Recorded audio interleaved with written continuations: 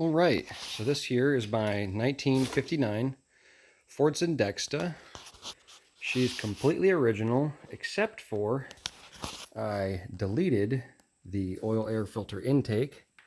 And I don't know if you can see this here, but I made a custom air intake adapter and got a nice K&N air filter on it. And yes, that's a Tupperware dish, but it works. It keeps the rain out. And she's a working girl.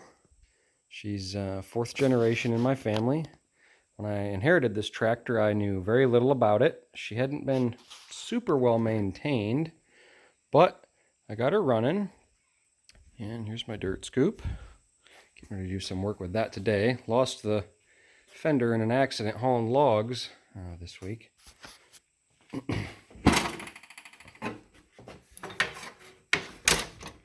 But she's used regularly, in working order. A little bit beat up. Next project is going to be replacing the water pump. That's currently leaking right now, but it's not a catastrophic leak. And I'll show you how she starts up.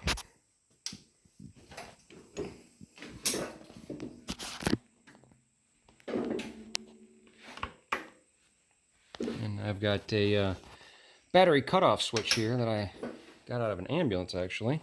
And this has the push to start lever here, which engages the solenoid switch as well as the starter pinion.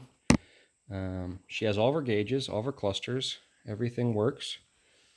And she also has the original preheater. So here we go.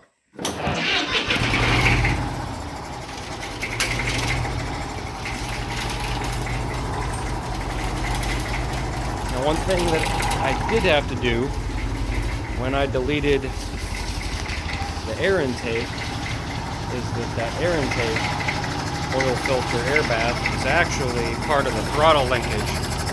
So I had to make a custom throttle cable up to here. I still have the original, but